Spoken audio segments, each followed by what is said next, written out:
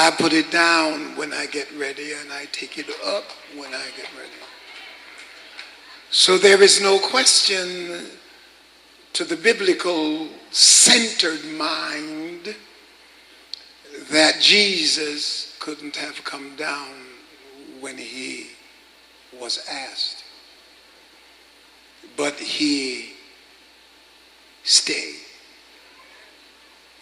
And the question continues, is there a lesson then in the Easter text that we have not yet heard preached as to the significant value and blessing that comes in stay? Particularly in a social environment and in a country where the psychological disposition that is already underwritten in any relationship,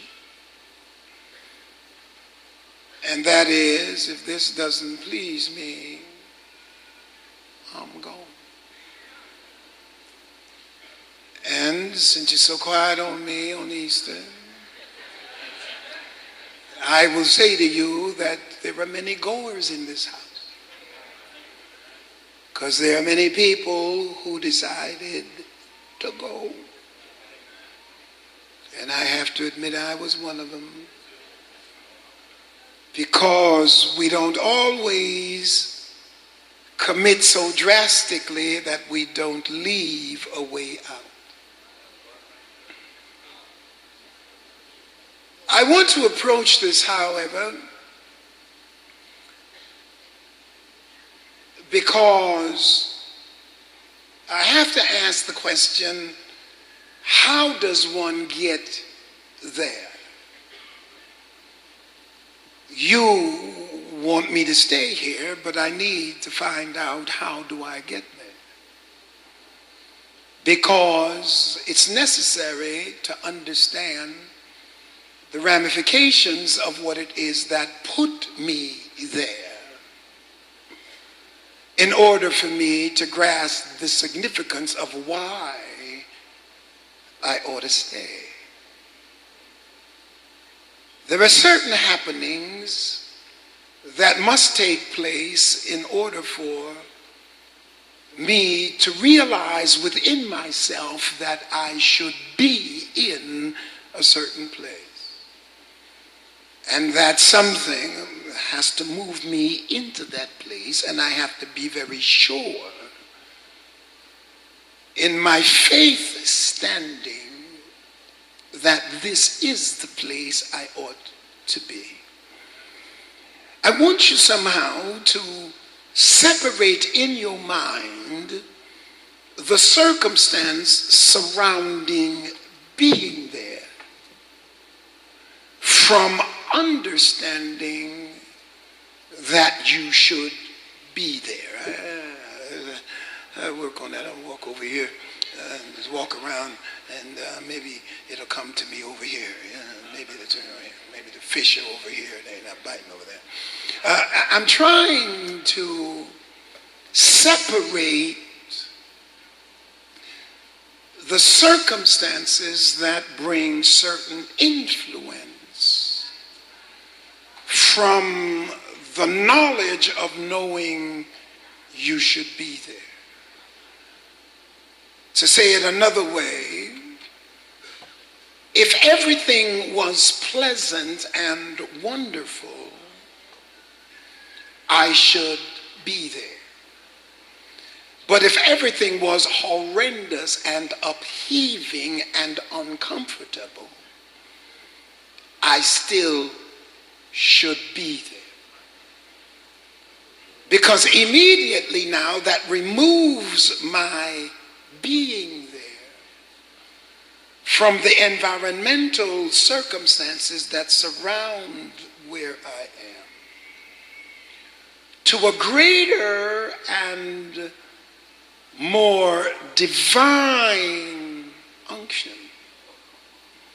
that says, I have placed you there, And it doesn't matter what the circumstances are and the situation is, you are where you should be.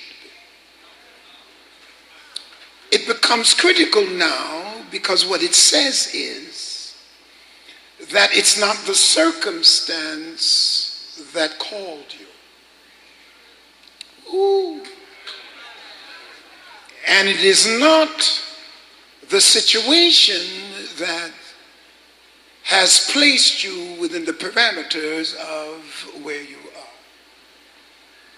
So you're placed and have to deal with lesser issues that are trying to decide the destiny that has been placed in your life by the greater power.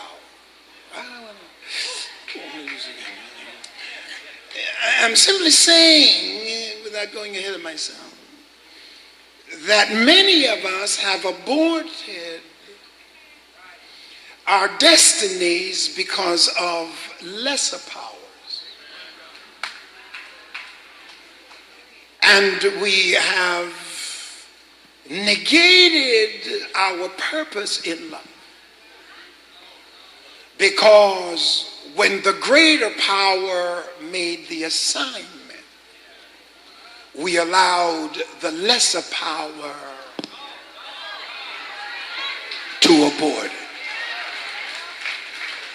If I make that approach, then we have to consider very seriously what it is that engages me and brings me to the revelation, not the recognition, but the revelation of what it is that the higher power, God, has prefigured and foreordained for my life. What it is that brings me into cognition of what He intends for my life.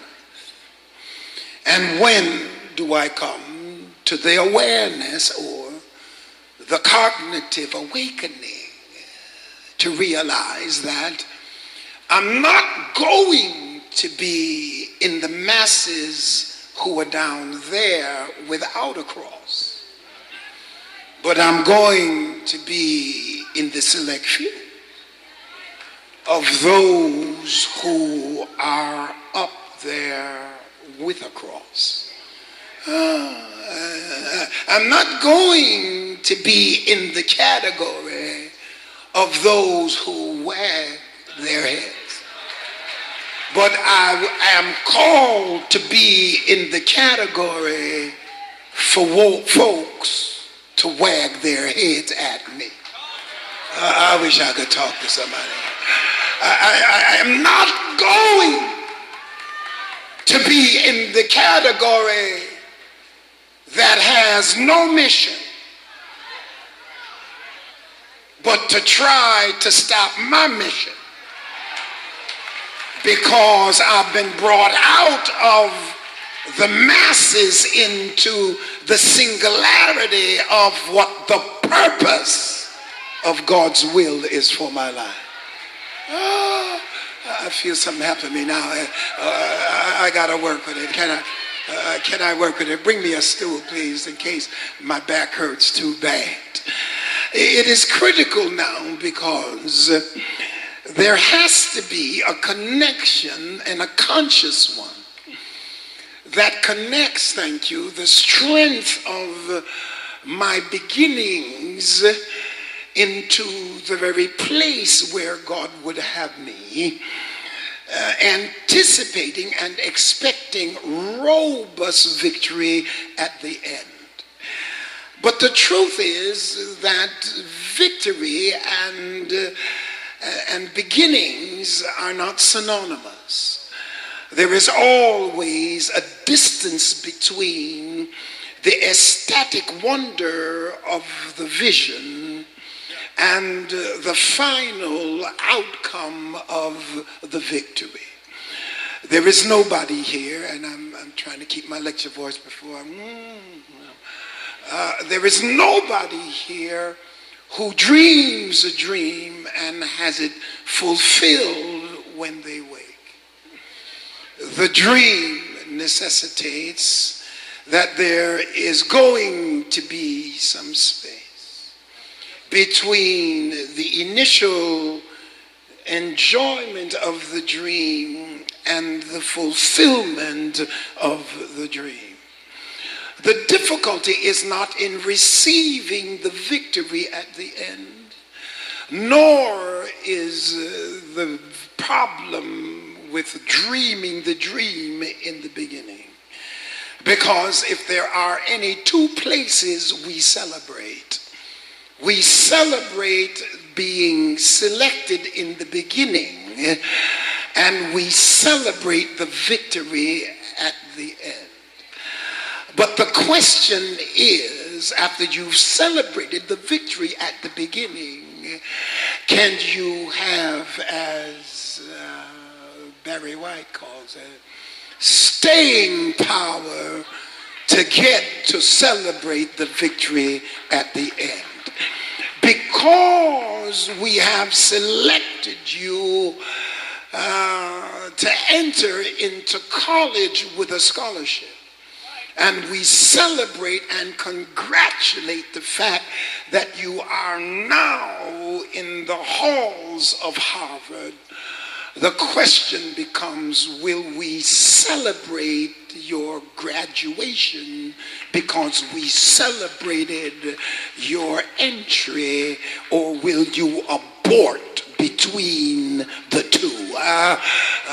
Can you stay? Can you stay?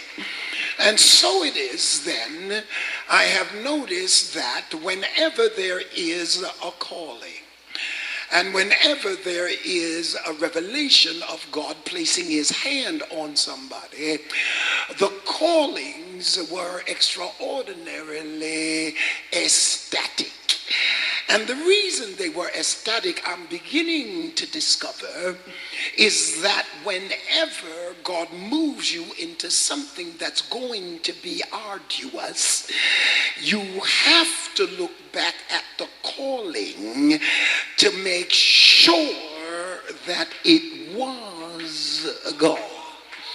Because between here and the victory, the road is going to be so tough that you have to have an assurance in your spirit that I didn't make this up. This had to come from God. I think I'm talking to somebody here. And what God does then is, he understands the natures of his creatures, so he moves very quickly to give a prophetic word.